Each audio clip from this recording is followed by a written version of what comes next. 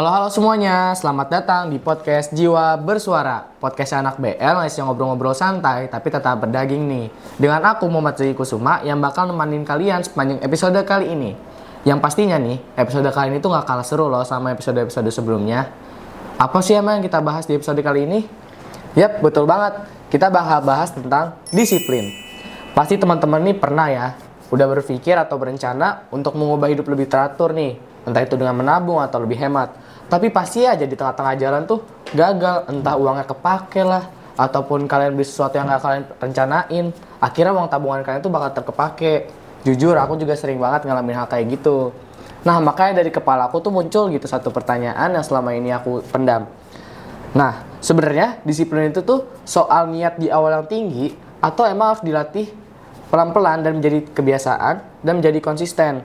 Maka dari itu, untuk ngejawab pertanyaan aku dan ngebahas tentang disiplin, aku ngundang bintang tamu yang spesial ya hari ini. Langsung aja kita sambut Kak Diva. Halo Kak Diva. Oke, Kak Diva, boleh aja langsung diperkenalkan dirinya. Oke, halo semuanya, halo teman-teman. Perkenalkan, nama aku Humaira Diva Salsabila, aku dari kelas 11A. Sebelum lanjut, buat kalian yang mau nonton fullnya, bisa langsung ke YouTube SLC. Dan jangan lupa untuk like, comment, and subscribe biar gak ketinggalan video menarik lainnya. last but not least, Don't forget to enjoy the video. See you. Oke. Nah, bagi yang belum tahu nih ya guys, Kak Diva ini juga adalah salah satu anggota dari SLC atau Student Leadership Council dan juga salah satu anggota dari Paskibra. Nah, karena dari perkenalan aja nih ya, Kak Diva tuh udah kelihatan gitu aura-auranya adalah seorang yang sangat mempertahankan konsistensi dan juga kedisiplinannya ya, apalagi dengan gelarnya yaitu sebagai bendahara ya Kak. Betul. Bendahara ke-1 yang pastinya dia memegang tanggung jawab yang sangat besar gitu. Makanya di sini aku pengen coba tanya nih ke Kak Diva, gimana sih perjalanan Kakak hingga bisa sampai di titik kali ini gitu? Oke, kalau perjalanan aku sih bisa dibilang cukup panjang. Pertama, aku 2 periode di SLC. Wow.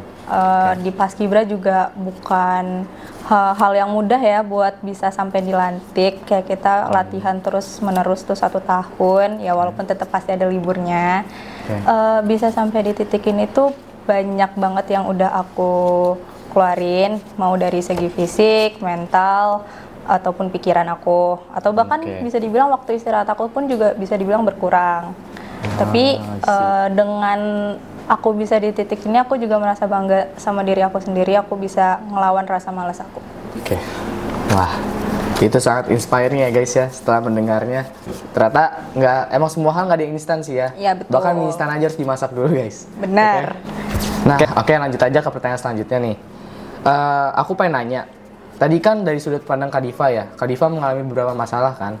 Nah, sekarang aku pengen nanya, kalau menurut Kak Diva nih, tantangan terbesar bagi kita semua nih sebagai pelajar itu apa sih untuk menjadi disiplin?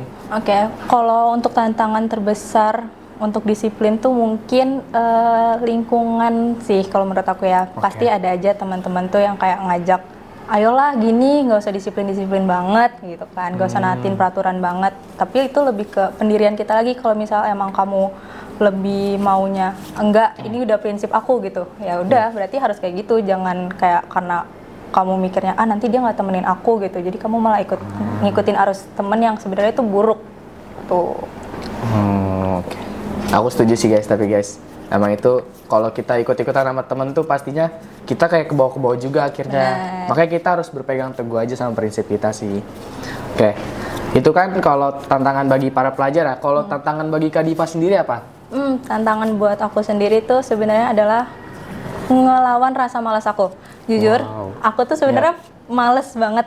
Apalagi kalau misalnya nih tiba-tiba dikasih info hari Sabtu harus latihan Paskibra, aku tuh kayak, aduh, udah weekend sih, orang-orang pada jalan, orang-orang pada having fun sama teman-temannya, sama keluarganya. Aku malah harus latihan gitu kan. Tapi kayak aku mikir, udah sejauh ini masa aku kayak tiba-tiba males gitu kan. Sayang banget kan semua hal yang udah aku keluarin selama ini. Jadi ya udah aku lawan rasa malesnya dengan kayak aku mikirnya tuh jadi kayak ya udah sampai sini masa mau diberhentiin gitu kan, nggak mungkin kayak gitu.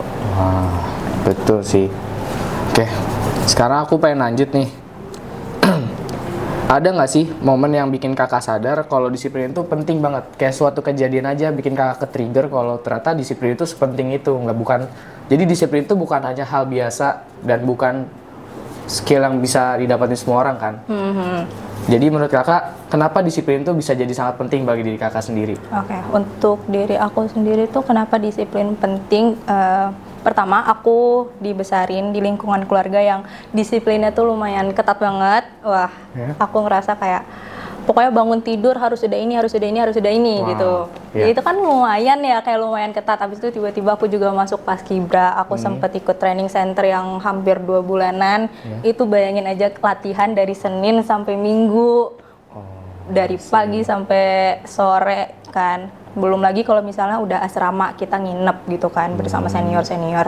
Itu tuh lebih ketat lagi tuh disiplinnya. Jadi aku ngerasa disiplin tuh penting karena menurut aku tuh disiplin juga bisa ngebentuk diri aku yang sekarang. Dan aku bisa sampai di titik ini tuh aku mikir pasti karena aku tetap nerapin sikap disiplin aku. Apa ya, disiplin tuh menurut aku ya bikin hidup aku tuh jadi teratur gitu. Oh, itu pasti sih. Iya, ya kan. Kayak kalau kamu ngerasa kamu tuh misal masih hidupnya tuh kurang teratur, mungkin bisa dipikir-pikir lagi, bisa di take back lagi ke belakang gitu kan, kayak mungkin masih banyak nih yang belum disiplin kelakuan aku. Kekurangannya. Iya, kekurangannya. Oke. Nah, Kak Diva kan pasti kan ngelewatin banyak hal ya. Tapi pernah nggak sih Kak Diva tuh bener-bener sampai jenuh banget atau bahkan dibilang kayak capek-capeknya deh Kak Diva. Dan kalau emang iya, kira-kira gimana cara Kak Diva tuh nanggepin hal kayak gitu? Oke. Kalau di titik jenuh kayak bener-bener lagi ngerasa down banget itu aku pernah. Itu tuh kejadiannya pas. Aku cerita aja ya. Apa cerita aja. Aku pas banget pas lagi training center itu tuh udah kayak sekitar baru 2 mingguan padahal kayaknya itu training center Paskibra. Itu tuh aku ngerasa kayak pas bangun tidur aku tuh nangis, gak tahu kenapa aku tiba-tiba nangis. Aku meluk bunda aku kayak, bunda capek nggak mau training center, kayak udah deh Diva keluar aja gimana gitu kan. Tapi pas aku ngomong kayak gitu aku mikir lagi, kata bunda aku kayak benar mau keluar aja. Terus kayak aku bilang lagi, enggak deh bunda, udah sejauh ini gitu kan. Jadi sebenarnya kalau buat nanganin rasa down aku tuh aku cuma butuh orang tua aku aja sih. Aku butuh tempat buat aku nangis sama buat ngeluh aja.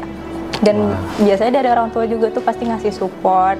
Jadi kayak menurut aku kalau misalnya aku down itu aku cuma butuh orang tua. Mungkin kalau misalnya kadang ya orang tua kan bisa aja sibuk gitu kan. Aku biasanya juga cerita ke teman-teman, misalnya bisa ke teman-teman SLC atau teman-teman Paskibra sekolah aku kayak gitu.